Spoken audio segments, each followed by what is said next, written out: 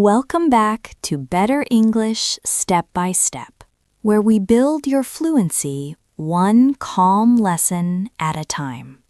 You are standing in the hallway, nodding and smiling, but inside, you are desperately looking for an escape route. A colleague is telling you a long story about their weekend. You glance at your watch. Your next meeting starts in 2 minutes. Your heart starts racing. You need to walk away, but you are terrified of appearing rude. I used to let people talk at me for 20 minutes because I didn't know the polite code words to stop them. I felt like a hostage in my own conversation. In this hour, we are going to master the graceful exit, a 3-step pattern to end any chat, anytime, with total kindness. Hello, Daniel. It is good to have you here for this session. The situation we just described is one of the most common complaints I hear from intermediate learners. They know how to say hello, they know how to ask how are you, but they do not know how to stop. It is a terrible feeling, Sophie. I remember when I was first learning Spanish. I would get into a conversation with a neighbor, and he was very nice. He would just keep talking and talking. I understood maybe 50% of what he said. I wanted to leave, I was hungry, I was tired. But every time he paused, I just said, sí. I was afraid that if I walked away, he would think I was an angry person. That fear is very real. We call it the social trap. You feel trapped because you believe that ending the conversation requires a negative action. You think you have to reject the other person. But today, we are going to change that mindset. I like that. We are not rejecting the person, we are just closing the interaction. Exactly. In English, there is a very specific dance we do to end a conversation. It is a formula. If you follow the formula, the other person will actually feel good about you leaving. They will feel respected. But if you miss a step, or if you translate directly from your native language, it can sound abrupt or rude. I think I have made that mistake. I once just looked at my watch and said, I go now. The person looked very confused. I go now is a perfect example of what we want to avoid. It is grammatically simple, but socially it is like slamming a door in someone's face. It is too sudden. English conversation is like a car. You cannot just pull the handbrake while driving 60 miles per hour. You have to slow down, signal, and then turn. So we are learning how to signal and turn. Yes, we are going to break this down into 3 clear parts. We call this the graceful exit formula. The 3 parts are the bridge, the reason, and the wish. The bridge, the reason, and the wish. That sounds easy to remember. It is. And once you memorize the pattern, you can use it with your boss, your friends, a stranger at a bus stop, or even your mother-in-law. It works everywhere. Shall we start with the first part, the bridge? Yes, the bridge is the most important part because it is the signal. It tells the other person, prepare yourself. The conversation is ending. You cannot just say goodbye. You need a bridge word to connect the topic you are discussing to the act of leaving. What are the best bridge words? The 2 most common natural bridge words in English are anyway and well. Just those words, anyway and well? Yes, but the secret is not the word itself. The secret is the intonation. If you say anyway with a flat voice, it sounds dismissive. It sounds like you don't care. Like this, anyway. Exactly. That sounds bored. That sounds like you are annoyed. To make it a bridge, you need to use a falling, rising intonation. It sounds musical. It sounds like you are taking a deep breath. Listen to the difference. Anyway. I hear that. It goes down and then up. Anyway. Yes, it is a stretched sound. You are stretching the word to create a pause. This pause interrupts the flow of the other person's speech without being aggressive. It is a soft interruption. Can we practice that sound? Because I think the music of it is what makes it polite. Let's do that. Listen to me first. Imagine the person has just finished a sentence about their cat. You want to leave. You take a breath, you smile, and you say, anyway, now you try. Listen and repeat. Anyway. Anyway. Good. Make it longer. Anyway. Anyway. Let's try the other word. Well. Well. This one is often used with a short slap on the knees if you are sitting down. Have you noticed that, Daniel? Oh, absolutely. If I am sitting on a sofa and I want to leave, I slap my knees with my hands, I say well, and then I stand up. It is the universal signal for I am leaving. It really is. It is physical punctuation. So let's practice well with that same falling, rising tone. It implies, well, this has been nice, but listen and repeat. Well. Well. Well. Well. Now let's mix it with a short sentence. Usually we don't just say the word alone. We often add a little positive validator, like, anyway, it is good to see you, or, well, I'm glad you told me that. So the bridge is the word plus a tiny compliment? Yes, that is the perfect bridge. It acknowledges what they just said, but it firmly pivots the conversation. Let's practice a full bridge. Listen to the melody. Anyway, I'm really glad we bumped into each other. Listen again. Notice I am not rushing. Anyway, I'm really glad we bumped into each other. It sounds very warm. It has to be warm. You are building a bridge, not a wall. Let's shadow that. I will break it down. Repeat after me. Anyway. Anyway. I'm really glad. I'm really glad. We bumped into each other. We bumped into each other. Now the whole thing, smoothly. Anyway, I'm really glad we bumped into each other. Anyway, I'm really glad we bumped into each other. How does that feel, Daniel? It feels much better than I go now. It feels like I am hugging them with my words before I leave. That is a beautiful image. You are hugging them with words. That is the bridge. It stops the old conversation and creates a space for the goodbye. But you cannot stop there. If you just say, anyway, I'm glad we met, and then stare at them, it gets awkward again. Right. They might think you are just pausing.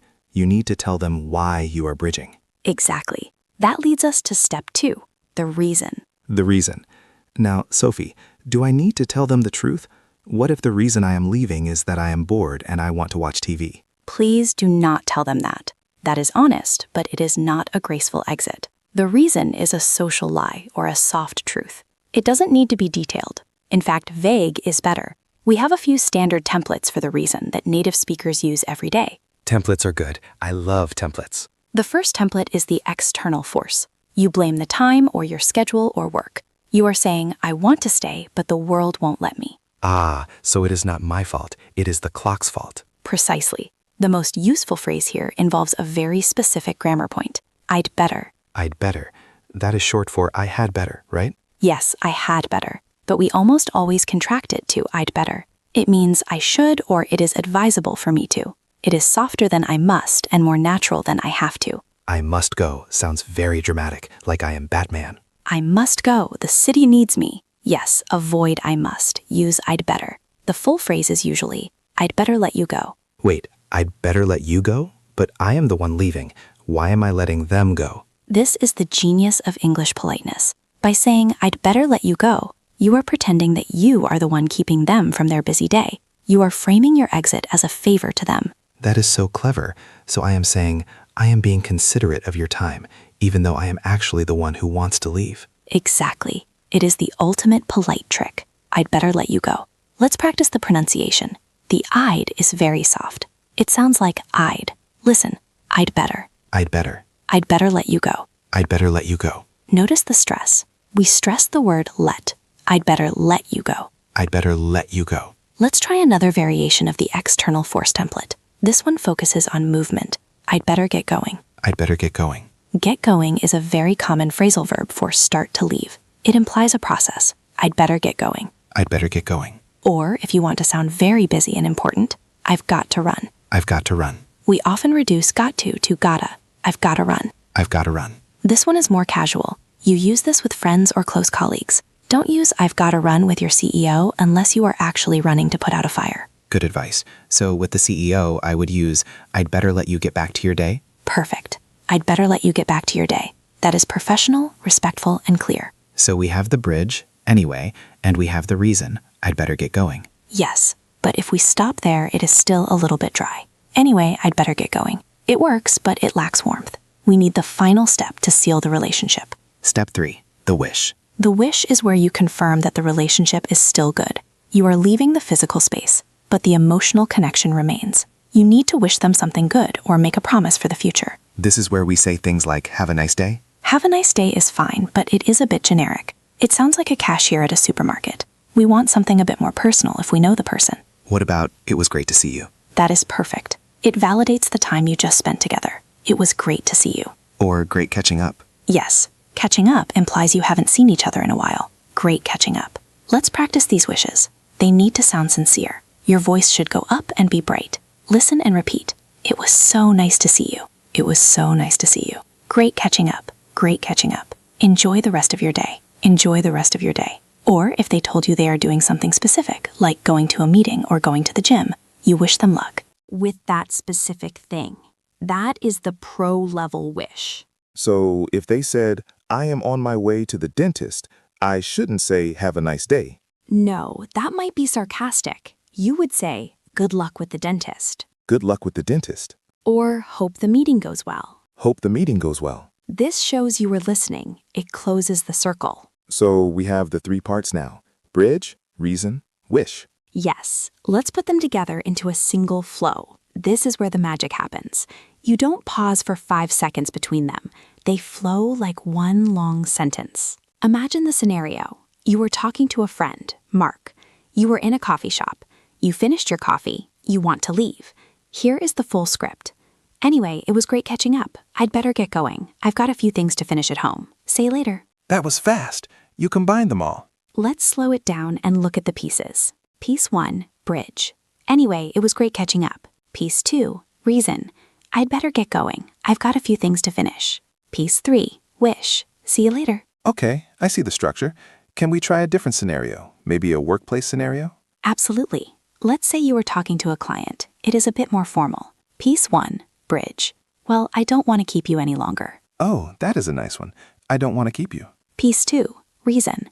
I know you have a busy schedule. Piece 3, wish. Have a wonderful weekend. That sounds very professional. Well, I don't want to keep you any longer. I know you have a busy schedule. Have a wonderful weekend. It is polite, respectful, and firm. It creates a boundary that no one can argue with. It really is a formula. I feel more confident just knowing I have these blocks to build with. That confidence is key, Daniel. When you know how to leave, you can relax and actually enjoy the conversation. You are not stressing about the exit anymore. Sophie, before we practice more examples, I have a question about body language. Yes? When do I start moving? Do I stand there frozen until I finish the sentence?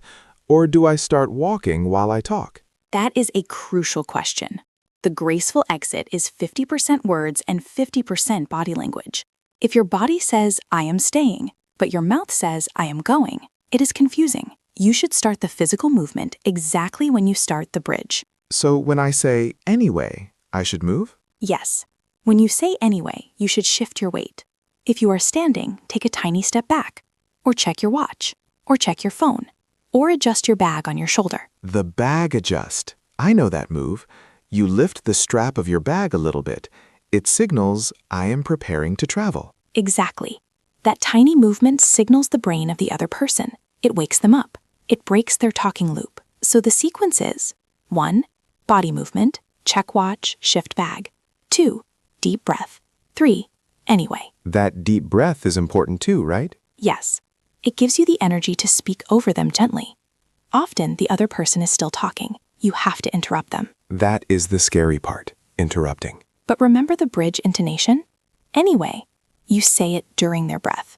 You wait for a tiny pause, or even just the end of a sentence, and you slide your anyway in there. So I don't need to wait for total silence? If you wait for total silence with some people, you will wait forever. You have to create the silence with your bridge word. Okay. Move body, take breath, say anyway. Let's practice this full simulation. Daniel, I want you to be the talkative colleague. You just keep talking about your new kitchen renovation. Don't stop.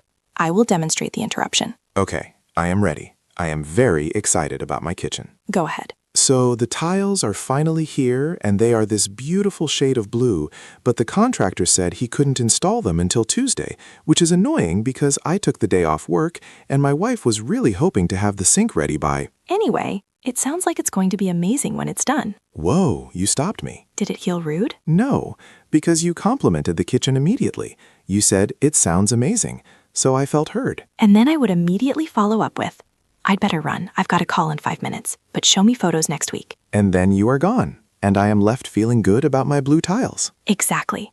Let's swap. I will talk about my garden. You have to stop me.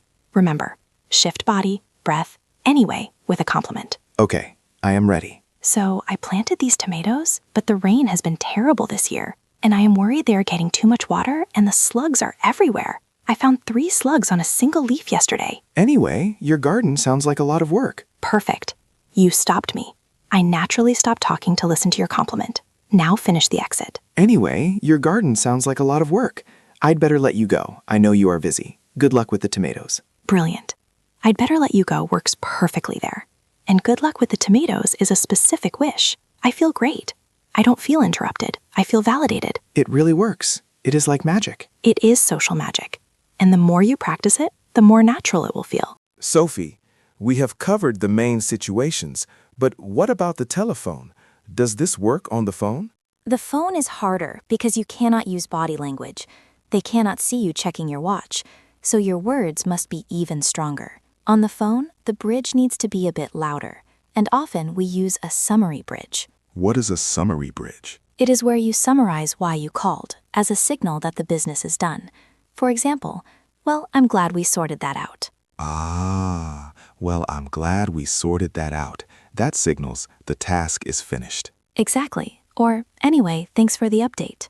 Anyway, thanks for the update. Then you move to the reason. On the phone, I'd better let you go is the #1 phrase. It is the gold standard. It is so useful. Anyway, thanks for the update. I'd better let you go. And then the wish. Talk soon. Bye now. Listen to this phone exit chain. Repeat after me. Well, look, it was great checking in. Well, look, it was great checking in. I won't keep you any longer. I won't keep you any longer. I won't keep you is a variation of I'd better let you go. It is very polite. Have a good evening. Have a good evening. Now put it together. Well, look, it was great checking in. I won't keep you any longer. Have a good evening. Well, look, it was great checking in. I won't keep you any longer. Have a good evening. Do you feel the rhythm? It goes down, up, bridge, flat, fast, reason, up, bright, wish. It is like a song, the ending of a song. Precisely. If you get the rhythm right, the words matter less. The rhythm tells the human brain, we are finished. We are about halfway through our session on the graceful exit. If you are enjoying this calm approach to learning real-world skills, please take a moment to subscribe to the channel. It helps us create more long-form lessons like this one, designed to give you the time and space to truly master English communication. Thank you for studying with us. Now, let's look at some tricky situations. What happens when the other person doesn't take the hint? Oh no, the lingering goodbye. When you say, anyway, I'd better go, and they say, oh wait, one more thing. This happens. It is frustrating. In this case, you need to repeat the formula, but you need to increase the firmness. We call this the broken record technique. Like an old record player that repeats the same song? Yes, you don't change your argument. You just repeat the reason, but shorter. So if they say, wait, did you hear about Sarah? You say, I haven't, but I really do have to run. Text me about it? I really do have to run. You added really and do. Yes, I really do have to run. The emphasis is on run. And notice the wish became an instruction. Text me about it. That is smart. You are giving them a new channel to communicate. I can't talk now, so write it down. Exactly. It saves the conversation for later. Text me, email me, call me tomorrow. These are great ways to escape the right now without killing the topic. Let's practice that firm repetition. I really do have to run. I really do have to run. I really do have to run. I'd love to hear about it, but I'm actually late. I'd love to hear about it, but I'm actually late. Using the word actually creates a nice contrast. It signals, in fantasy world, I stay. In actual world, I leave. I'm actually late. It sounds very convincing. Let's try a different challenge. The party exit. You are at a social event. It is loud. You are saying goodbye to a group, not just one person. That is terrifying. Do I have to say goodbye to everyone individually? No, that is the trap. If you say goodbye to 6 people individually, you will never leave. You need the group wave. In this situation, the bridge is visual. You catch the eye of the person talking, you wave your hand slightly to the whole group, and you wait for a tiny gap. Then you say, guys, I'm going to make a move. I'm going to make a move. That is very British, isn't it? It is very common in the UK and Australia. In the US, you might hear, I'm going to head out, or I'm going to take off. I'm going to head out. Guys, I'm going to head out. You say this to the whole circle. You don't need a specific reason for a party. Being tired is enough. I'm wiped out. I'm wiped out. That means exhausted. Yes, guys, I'm going to head out. I'm wiped out. And then the wish? Catch you all later. A big general wave. And then, this is important, you walk away. Do not linger. The walk away is the hardest part. You have to commit to the movement. Yes, once you say the words, your feet must move. If you say I'm leaving and you stay standing there, you lose all credibility. Let's practice the group exit phrase. Make your voice project a little more because it is a party. Guys, I'm going to head out. Guys, I'm going to head out. It was so fun seeing everyone. It was so fun seeing everyone. Bye for now. Bye for now. Short, sweet, energetic. You leave the room on a high note. Everyone remembers you as the happy person who had a good time, not the tired person who stood in the corner looking at the door. Sophie, I have a question about the bridge word again. Can we use so? I hear people say so a lot. So is a very popular bridge word. So I'd better get going. It works exactly like anyway. So. Yes, so. It is a summary marker. It implies, so that is the conclusion of our meeting.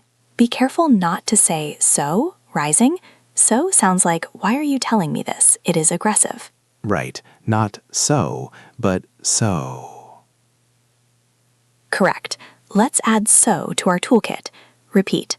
So I suppose I should get moving. So, I suppose I should get moving. I suppose is a very soft, polite structure. It means I guess or I think. It makes the exit feel reluctant. I suppose I should. It sounds like you don't want to leave. I suppose I should get moving. Exactly. It creates that nice feeling that you enjoy their company. Let's shadow that whole phrase. It is very natural. So, I suppose I should get moving. So, I suppose I should get moving. And then the wish. Let's do this again soon. Let's do this again soon. That is a great wish. It promises a future meeting. Let's do this again soon. So, I suppose I should get moving. Let's do this again soon. Perfect. We have covered a lot of phrases today. I want to spend the next few minutes doing some intensive mix and match practice. Mix and match? Yes, we have 3 bridges, 3 reasons, and 3 wishes.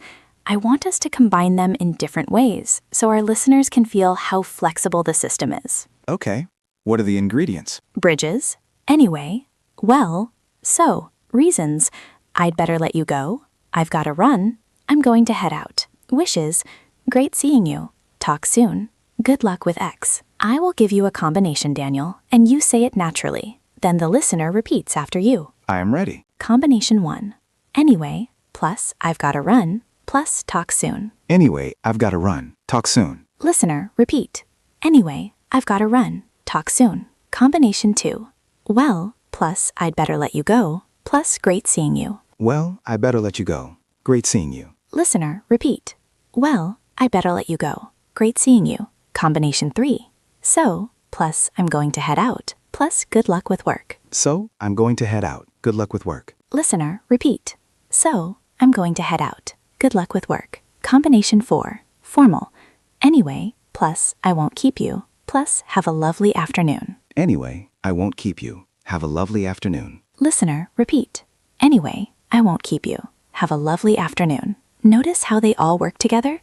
You cannot really make a mistake as long as you have one from each bucket. It is like Lego bricks. You just click them together. Yes, the only rule is the order. Bridge, then reason, then wish. If you say the wish first, have a nice day anyway, I go now, it sounds confusing. The wish must be the very last thing they hear. Because the wish is the gift you leave them with. Beautifully said. Before we finish, I want to address one final hesitation learners have. The fear of the silence. The silence right after you say anyway? Yes. Sometimes you say anyway, and there is a split second of silence before you give the reason. That silence can feel terrifying. You feel exposed. Yes, you feel like everyone is looking at you. I want you to embrace that silence. That silence is powerful. It is the moment the conversation pivots. Don't rush to fill it with nervous laughter. So don't giggle. Anyway, I go. No giggling. Be confident. Anyway, I'd better get going. The pause shows you are in control. It shows you are a serious person who values time. Confidence is a skill too. It is. And using these set phrases gives you fake confidence until the real confidence arrives. You don't have to think about grammar. You just press play on the script. Let's do a final deep dive simulation. This is the hardest one. The family gathering or dinner party. You are sitting at a table. Everyone is talking. You want to go to bed. Oh, this is hard. You are the first one to leave the table. Yes, you need to announce it to the table. Step 1. Wait for a lull in the laughter. Step 2, the physical signal. Place your hands on the table. Push your chair back slightly. Step 3, the bridge. Well, everyone. Well, everyone. Step 4, the reason. It has been a lovely evening, but I am beating the traffic home. Or, I have an early start tomorrow. I have an early start tomorrow is my favorite. No one can argue with the morning. Step 5, the wish. Thank you so much for dinner. Let's try the whole sequence. Hands on table, push chair.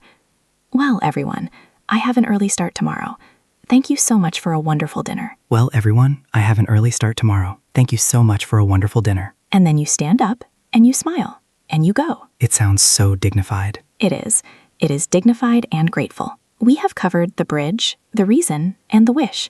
We have looked at body language, phone calls, parties, and the dinner table. I feel like I have a toolkit now. I don't have to hide in the bathroom anymore. No more hiding in the bathroom, Daniel. To wrap up, let's recap the core message. You are not being rude by leaving. You are protecting your time and the other person's time. A good conversation has a clear beginning, a middle, and a clear end. By providing the end, you are being a good conversationalist. And the other person is usually relieved too. They probably need to go do something as well. Exactly. Often, both people are waiting for the other one to stop. When you say anyway, you are setting both of you free. Freedom through vocabulary. Here is your challenge for the next 24 hours. You don't have to do the full routine yet. I just want you to practice the bridge. In your next conversation, whether it is in English or your native language, try to notice when the topic is finished. Then practice using a bridge word like anyway or well, with that specific falling-rising intonation to signal a change. Just focus on the sound. See how people react. That is a great small step. Just the sound. Once you master the sound, the rest will follow. You have done excellent work today. Remember, fluency is not just about speaking more. Sometimes it is about knowing how to stop. Thank you, Sophie. This was very helpful. Thank you, Daniel. And thank you to everyone listening. You are one step closer to calm, confident English. We will see you in the next episode. Goodbye. Goodbye.